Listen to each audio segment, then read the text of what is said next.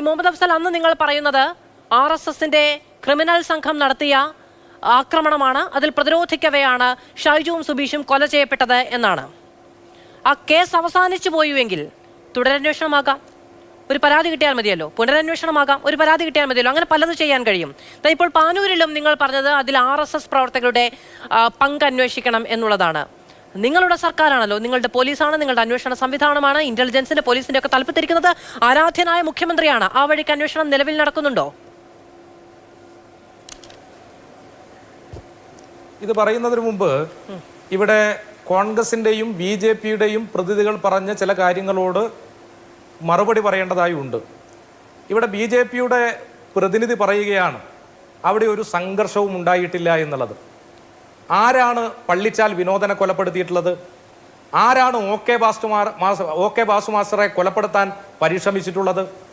ആരാണ് SFIയുടെ നേതാവായിട്ടുള്ള അക്ഷയുടെ തലയടിച്ച് പൊട്ടിക്കുന്നതിന് വേണ്ടി മുന്നോട്ട് വന്നിട്ടുള്ളത്?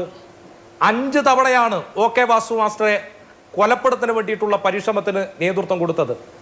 എന്നിട്ട് ഇവിടെ സമാധാനത്തിന്റെ മാലാകയായിക്കൊണ്ട് ഇവിടെ പ്രസംഗിക്കുന്നതിന് വേണ്ടി മുന്നോട്ട് വരികയാണ്. ഇവർ പറയാണ് ഇവിടെ CPIM ആക്രമണത്തിന് കോപ്പുകൂട്ടുന്നു എന്നുള്ളത്. ഇവിടെ ബഹുമാനപ്പെട്ട BJPയുടെ പ്രതിനിധി മനസ്സിലാക്കേണ്ടത് ഈ കണ്ണൂർ ജില്ലയിൽ അവസാനമായി നടന്നിട്ടുള്ള രാഷ്ട്രീയ കൊലപാതകം ഏതാണെന്നറിയോ? തലശ്ശേരി പുന്നോളിൽ നടന്നിട്ടുള്ള ഹരിദാസന്റെ കൊലപാതകമാണ്. ആ ഹരിദാസന്റെ കൊലപാതകത്തിന് നേതൃത്വം കൊടുത്ത രാഷ്ട്രീയ പ്രസ്ഥാനം അത് BJP ആണ്, RSS ആണ്, സംഘപരിവാരമാണ്. നിങ്ങളുടെ കൗൺസിലർ ഉൾപ്പെടെയുള്ളവർ ആ കേസിനകത്ത് പ്രതികളാണ് എന്നുള്ളത് നിങ്ങൾ ഇവിടെ മറച്ചു വെക്കാൻ എത്ര പരിശ്രമിച്ചാലും ഇവിടെ കഴിയില്ല എന്നുള്ളതാണ് ഞങ്ങൾക്കിവിടെ സൂചിപ്പിച്ചു വെക്കാനുള്ളത്. ഇവിടെ CPIM കഴിഞ്ഞ തൃശൂർ സംസ്ഥാന സമ്മേളനത്തിനകത്ത് അസന്നിഹിതമായി പ്രഖ്യാപിച്ച ഒരു കാര്യമുണ്ട്. ഇവിടെ ഈ കണ്ണൂർ ജില്ലയിൽ ഇനിയിപ്പോ RSS ആയാലും മറ്റേത് രാഷ്ട്രീയ പാർട്ടികളായാലും ഇങ്ങോട്ട് ആക്രമിച്ചാൽ തിരിച്ചങ്ങോട്ട് ആക്രമിക്കരുത് എന്ന രാഷ്ട്രീയ നിലപാട് സ്വീകരിച്ചിട്ടുണ്ട്. ഇവിടെ 2015 ഈ പറയുന്ന ചെറ്റക്കണ്ടിയിൽ സ്ഫോടനത്തിൽ 2 CPIM പ്രവർത്തകർ കൊല്ലപ്പെട്ട സന്ദർഭത്തിൽ അവരുടെ മൃതദേഹം CPIM നേതാക്കന്മാർ ഏറ്റുവാങ്ങിയിട്ടുണ്ട്, പതാക പുതപ്പിച്ചിട്ടുണ്ട്. അവരെ സംസ്കാരം നടത്തിയിട്ടുള്ളത് അവിടെ CPIMന്റെ ഭൂമിയിൽ തന്നെയാണ്. അത് മാത്രമല്ല എല്ലാ വർഷവും അവിടെ ഈ പറയുന്ന അവരുടെ അനുസ്മരണങ്ങൾ സംഘടിപ്പിക്കുന്നുണ്ട്, നേതാക്കന്മാർ പങ്കെടുക്കുന്നുണ്ട്, സഖാവ് കോടിയേരി ഉൾപ്പെടെയുള്ള ആളുകൾ പങ്കെടുത്തിട്ടുണ്ട്. ഇവിടെ 2015 നടന്ന സംഭവം, അതുമായി ബന്ധപ്പെട്ട് ഈ പറയുന്ന എല്ലാ വർഷവും അനുസ്മരണവും പരിപാടിയൊക്കെ നടത്തുന്ന സാഹചര്യം, ഇതൊക്കെ ഉള്ള ഒരു വിഷയത്തെ ഇപ്പൊ ഈ സന്ദർഭത്തിൽ എന്തിനാണ് നിങ്ങൾ CPIMനെതിരായി ഉപയോഗിക്കുന്നത് എന്നതിനെ സംബന്ധിച്ച് എനിക്കറിയില്ല. ഏതായാലും ഒരു കാര്യം വളരെ വ്യക്തമായി പറയാം, ഇവിടെ RSSും BJPയും കോൺഗ്രസും ഒരുമിച്ച് നിന്ന് ഇവിടെ CPIMനെ തകർക്കാനുള്ള പരിശ്രമമാണ് നടത്തിക്കൊണ്ടിരിക്കുന്നത്. ഇവിടെ ചില കാര്യങ്ങൾ കോൺഗ്രസിന്റെ ഇവിടെ ആരാണ് ഇടുക്കി പൈനാവ് എഞ്ചിനീയറിംഗ് കോളേജിനകത്ത് ധീരജിനെ കൊലപ്പെടുത്തിയിട്ടുള്ളത്? ഈ പൈനാവ് എഞ്ചിനീയറിംഗ് കോളേജിൽ ധീരജിനെ കൊലപ്പെടുത്തിയത് ആരാണ്? മറുപടി പറയണം. ആ കൊലപാതകത്തിന് നേതൃത്വം കൊടുത്ത ആ സംഭവവുമായി ബന്ധപ്പെട്ട് ആ നിഖിൽ പൈലിക്കെതിരായി നിങ്ങൾ സ്വീകരിച്ച സമീപനം എന്താണ്? ഇതാണ് നിങ്ങൾ പറയേണ്ടത്. ഇവിടെ CPIM ഒരു കാരണവശാലും ആക്രമണത്തിന് നേതൃത്വം കൊടുക്കുകയോ ആക്രമണത്തെ പ്രോത്സാഹിപ്പിക്കുന്ന പ്രവർത്തനങ്ങൾക്ക് നേതൃത്വം കൊടുക്കുന്ന സ്ഥിതിവിശേഷം ഒരു കാരണവശാലും ഉണ്ടാവില്ല എന്നുള്ളത് തന്നെയാണ് ഇവിടെ ചൂണ്ടിക്കാണിക്കാനുള്ളത്.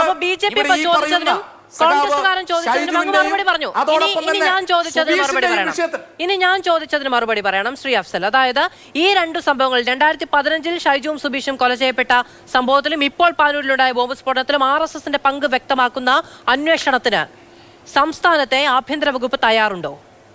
അങ്ങനെ ഒരു അന്വേഷണം നടക്കുന്നുണ്ടോ? ഇവിടെ ഇടതുപക്ഷ സർക്കാരാണ് ഇവിടെ ഭരണം നടത്തുന്നത്. ഈ കൊല്ലപ്പെട്ടവർ CPIM പ്രവർത്തകരാണ്. ഇത് പുനരന്വേഷണം നടത്തി മുന്നോട്ട് വരുന്ന സന്ദർഭത്തിൽ ഇവർ തന്നെ വിലാപമായി മുന്നോട്ട് വരില്ലേ? ഇതാ ഇടതുപക്ഷ സർക്കാർ രാഷ്ട്രീയമായി നമ്മളെ തെറ്റായ നിലയിൽ ഇടപെട്ട് മുന്നോട്ട് കൊണ്ടുപോകുന്നതിന് വേണ്ടിയിട്ടുള്ള പ്രവർത്തനങ്ങൾക്ക് നേതൃത്വം കൊടുക്കുന്നു എന്ന് പറയുന്ന നിലയുണ്ടാവില്ലേ? അതുകൊണ്ട് അത് ദീർഘദൃഷ്ടിയോടെ കണ്ടുകൊണ്ടാണോ അന്വേഷണമില്ലാതെ പോയത്? അത് ദീർഘദൃഷ്ടിയോടെ കണ്ടുകൊണ്ടാണോ ആ വഴിക്ക് അന്വേഷണം വേണ്ട എന്ന് തീരുമാനിച്ചത്? അതായത് ആ സ്ഫോടനത്തിലും നിങ്ങളുടെ സഖാക്കന്മാർ കൊല്ലപ്പെട്ടതിലും RSSന് നല്ല പങ്കുണ്ട് എന്ന് നല്ല ബോധ്യമുണ്ടായിട്ടും നിങ്ങൾ രാഷ്ട്രീയ പക വീട്ടുന്നു എന്ന ആരോപണത്തെ പേടിച്ച് നിങ്ങൾ ആ അന്വേഷണം നടത്തുന്നില്ല എന്നാണോ? 10 ദിവസം മുമ്പ് പാനൂരിൽ സ്ഫോടനമുണ്ടായി. പാർട്ടി വലിയ പ്രതിരോധത്തിൽ പോയ ഒരു തെരഞ്ഞെടുപ്പ് കാലത്ത് അതിന് 10 ദിവസം കഴിയുമ്പോൾ അവിടെ പഴയ ബോംബ് സ്ഫോടനത്തിൽ കൊല്ലപ്പെട്ടവർക്ക് രക്തസാക്ഷി മണ്ഡപം ഉണ്ടാകുമ്പോൾ അതിനുണ്ടാകുന്ന ചോദ്യങ്ങളെ പേടിയില്ല. രാഷ്ട്രീയ പകപോക്കലെന്ന് ആരെങ്കിലും പറഞ്ഞു പോയാലോ എന്നൊരു പേടിയോ? മാധു, അന്ന് തൊട്ട് ഇന്ന് വരെ 2015 തൊട്ട് ഈ കാലയളവ് വരെ ആ കാലയളവിലുണ്ടായിട്ടുള്ള സാഹചര്യത്തെ സംബന്ധിച്ച് കൃത്യമായി ജനങ്ങളെ ബോധ്യപ്പെടുത്താൻ വേണ്ടിയിട്ടുള്ള പ്രവർത്തനങ്ങൾക്ക് നേതൃത്വം കൊടുക്കാൻ ഇവിടെ ഇടതുപക്ഷം മുന്നോട്ട് വന്നിട്ടുണ്ട്. UDFന്റെ ഭരണകാലത്ത് അന്ന് നിരവധിയായിട്ടുള്ള CPIM പ്രവർത്തകരാണ് കൊല്ലപ്പെട്ടത്. ആ കൊല്ലപ്പെടുന്ന സന്ദർഭത്തിൽ യഥാർത്ഥ പ്രതികളെ കൊണ്ടുവരുന്നതിന് വേണ്ടി, യഥാർത്ഥ പ്രതികളെ കാരാഗ്രഹത്തിൽ കടത്തിന് വേണ്ടിയിട്ടുള്ള ഒരു പരിശ്രമവും UDFന്റെ ഭാഗത്തുനിന്ന് ഉണ്ടായിട്ടില്ല. ഇപ്പോൾ ഈ വിഷയവുമായി ബന്ധപ്പെട്ട് ഇവിടെ പുനരന്വേഷണം ആ കാലത്ത് തന്നെ RSSന്റെ ബന്ധം അന്വേഷിക്കണം എന്ന് CPIM അസന്നിഹിതമായി പ്രഖ്യാപിച്ചിട്ടുള്ള കാര്യമാണ്. ഇതിപ്പോ കോടതിയിലുള്ള കേസാണ്.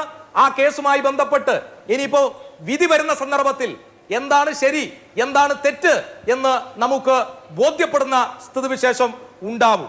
ശരി, ഓക്കെ.